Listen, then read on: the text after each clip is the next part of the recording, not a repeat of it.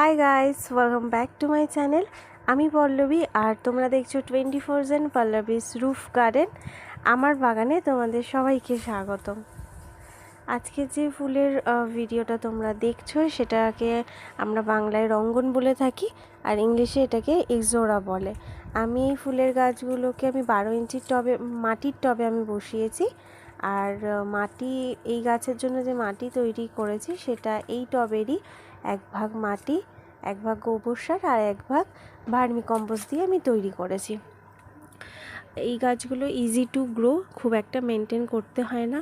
তোমরাও যদি এই গাছ তৈরি করতে চাও অনায়াসেই করতে পারো। আমিও এইভাবেই তৈরি করেছি গাছগুলোকে।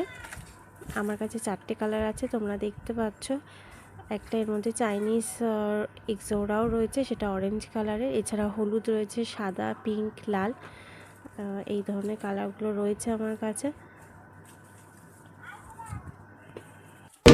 কি করিলে ভালো পাইব তোমারে, রাখিব আখিতে আখিতে।